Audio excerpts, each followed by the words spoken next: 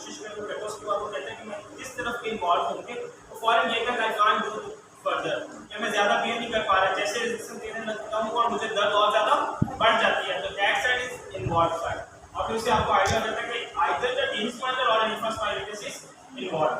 अब इंफ्रास्पाइनलिटिस और टेनिस स्पाइनलिटिस में इन्वॉल्वमेंट आते हैं, how we differentiate between these muscles. Tension and relationship में हम करेंगे कि you should know about the origin of these muscles. Infraspinatus कहां से स्टार्ट होता है?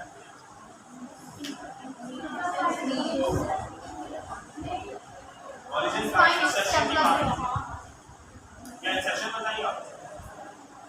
बेटा ठीक है, कॉन्फिडेंटली बात करो, शाबाश।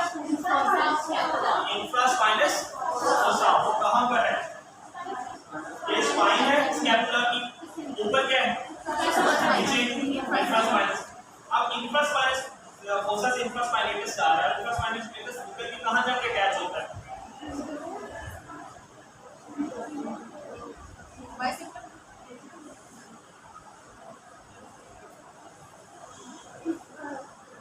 और गर्मी को इनएक्टिविटी थोड़ा सा ना दिमाग को थोड़ा सा कहते हैं pain is just like a parachute it open then it works. अब होगा क्या, मैं थोड़ा सा आपको काम उसमें करेंगे क्या, आप सिर्फ ये सोचिए कि जब आपके पास स्ट्रक्चर्स आते हैं ह्यूमरस के, वो कौन कौन से बॉडी स्ट्रक्चर्स और प्रोमिनेंसेस हैं जो मशहूर है, कौन कौन? एक तो बाइसेक्टल ग्रुप है, और आप सबको पता है बाइसेक्टल ग्रुप के फ्लोर पे कौन सा मसल है? डॉर्साइड। एंड लेट्स डॉर्साइड के ऊपर से टेंडन की सूरत में कौन सा गुजर रहा है वहां से? बाइसेप टेंडाइन। फिर उसके दो इंप्रेशन है, ग्रेटर ट्यूबरोसिटी जिसे आप कहते हैं, या फिर उसको कहते हैं आप उसको ग्रेटर ट्यूबरोसिटी और लेसर ट्यूबरोसिटी। ग्रेटर ट्यूबरकल और lesser tubercle, but I want to say greater tubercle उसकी इंप्रेशन कितने हैं?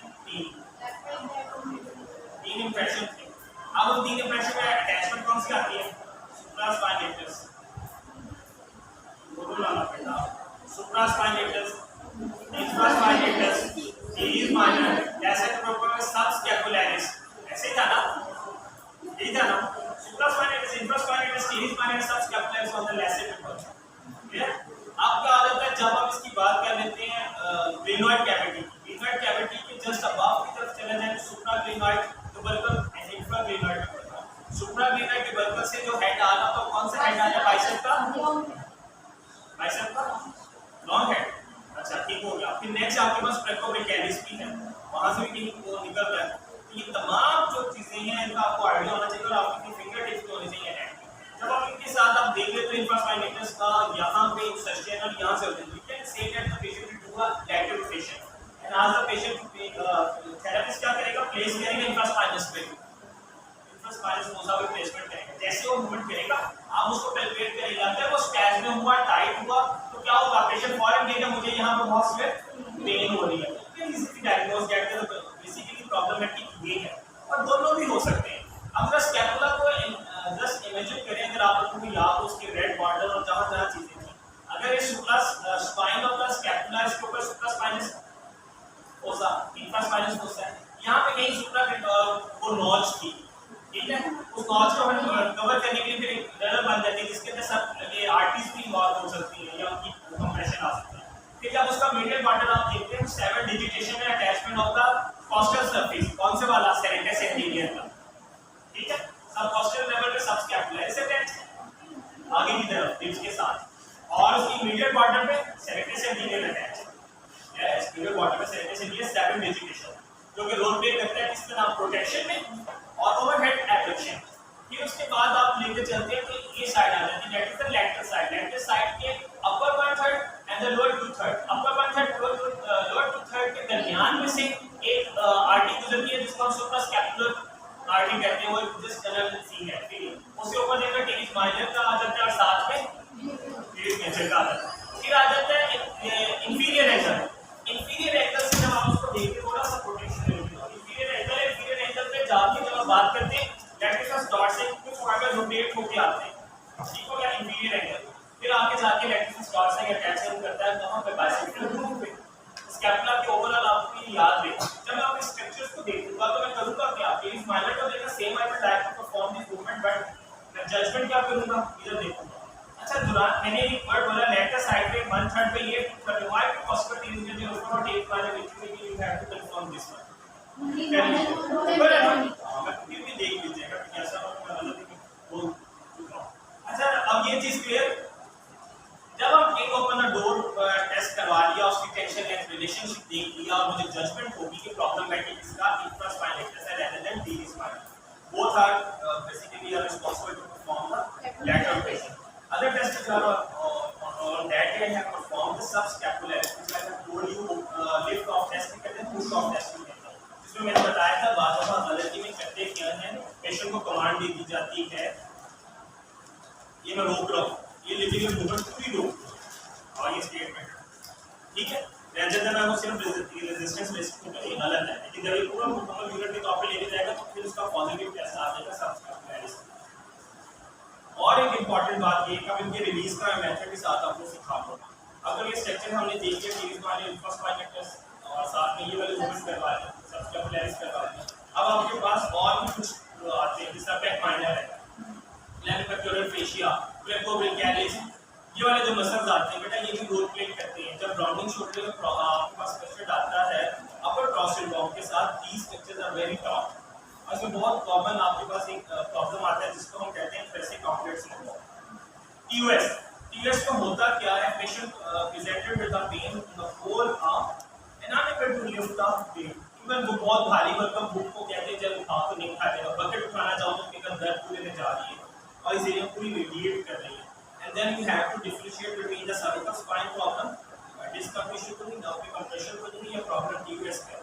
TVS किस लेवल पे जाके कंप्रेस हो सकते हैं, स्प्लेनाइन मसल्स हैं, तीन मसल में स्प्लेनिस एंटीरियर, मीडियस और यूबी है, लेकिन इसके लिए एंटीकस और मेडिकस के दरमियान में से न्यूरोवेस्कुलर बंडल गुजर रहा है, अगर स्क्रैच पे आए तो उसमें कंप्रेशन आता है, एक reason. Number 2 reason rounding shoulder का होना, पेक माइनर की टाइटनेस का होना, क्लेविकुलर फेशिया का टाइट होना। क्लेविकुलर फेशिया की टाइटनेस को अगर एग्जैक्ट आप देखना चाहो तो पूरा फेशिया एक्सिस काम करता है। ये जो क्लेविकल है, क्लेविकल का 1/3 पार्ट क्या है, नेक्स्ट 2/3 पार्ट क्या है, फिर जहां पे ये ट्रांजिशन हो रही है आप उसको लाइन ड्रॉ करें, ये लाइन ड्रॉ करके मैंने इमेजिनरी लाइन इसके इस तरफ आप मोनी प्रोमिनेंस देखते हो तो आपको कोराइडल प्रोसेस करना है। कोराइडल प्रोसेस के सराउंडिंग में आपको बेसिकली अच्छा अगर दो इब्राहिम को फॉरन असेस करना तो कि मैंने अभी तो देख लिया कि मैं कोराइडल प्रोसेस इसमें आपने बाकी लोग अपना खुद अपना यूजर लेके जा रहा है। कोराइडल प्रोसेस में exact clavicular fascia clavicular fascia की समटाइम्स टाइटनेस हो and again patient presented with the pain और उसको हो सकते हो आपके साथ हो मिलिट्री चेस्ट कॉलेज में एसएफएससी में देखो तो आप मुझसे चलने का अंदाज क्या हो, military chest another reason of TOS. क्या आपने डायबिटीज में पढ़ा होगा, मिलिट्री चेस्ट बिल्कुल extra cervical spine cervical ring का होना इन अनदर कॉज टीओएस की होता है। तो ये तमाम और टीओएस का डिफरेंशिएट करना होता है T4 सिंड्रोम के साथ और सर्वाइकल पैथोलॉजी के साथ। अब ये स्ट्रक्चर में जो इन्वॉल्वमेंट आपको अब आपका क्वेश्चन नेक्स्ट आता है सर ठीक है टीओएस और anything we have to work on the treatment either it is because of the spasm of the stages anterior और medius, then we have the test generalised TOS के लिए मैंने आपको क्लिनिकल साइंस बताया, wait की खाकर के कम से कम आपको रोटेट दे दी मेन फ्लो होना है, फिर आप उसके बाद क्या टेस्ट करवाते हैं, रॉस टेस्ट, आज आप पेशेंट क्लेंचिंग सिलेंडर पोजीशन भी कहते हैं, हाइपर एब्डक्शन पोजीशन भी कहते हैं और इस पोजीशन में आपको पेन आ सकता है डुअल क्लेंचिंग करें और साथ में आप रेडियल यस आरटी को उसको असेस करते हैं कहीं इंटरप्शन आ रही है पेनफुल तो नहीं है या उसके साथ उसको नमनेस तो नहीं बढ़े, you must say that it is positive for Roos test positive and it will confirm that is TOS. अब आगे आप आ जाते हैं एडिशन टेस्ट। एडिशन टेस्ट को हम करवाते हैं क्या, लैटरल रोटेशन ये करवाते हैं दो तरीके, एक है सेम साइड पे आपने साइड पे शिफ्ट करना, ऑपोजिट साइड पे रोटेशन करनी। एलियंस पे हम क्या करते हैं, ऑपोजिट साइड पे साइड फ्लेक्शन करते हैं और सेम साइड पे रोटेशन करते हैं। Addition test is positive for splenius anterior और aliens test is positive for the splenius medius. अगर इस टेस्ट के लिए पॉजिटिव आते हैं पहले तो ये बात है टीओएस कंफर्म हो जाएगा मायोजेनिक कंपोनेंट इन्वॉल्व। अगर दोनों में डिफरेंशिएट करना भी मुश्किल हो रहा हो तो you can treat both muscles, आप उनको रिलीज करके और उनको ट्रीट करते हैं, it will be more helpful for all of us कि हम उसको बेहतर तरीके से पेशेंट को ट्रीट कर सकते हैं। अच्छा जनाब, और इसके अलावा स्ट्रक्चर जब हम सुपरफिशियल बात कर लेते हैं, सेरेटस एंटीरियर मसल जो है बेसिकली प्रोटेक्शन करते हैं, स्कैपुलर मूवमेंट को रोल प्ले करता है, ओवरहेड एक्शन में उसका रोल आता है। हम ग्रेड 3 असेस करना चाहिए आज the patient is fine position and just say that punch in the air, ठीक है। और अगर स्ट्रेट उसको मूव करना चाहे तो आप उसके असेस कर सकते हैं। अगर सेरेटस एंटीरियर काम ना कर रहा हो, सेरेटस एंटीरियर काम नहीं कर रहा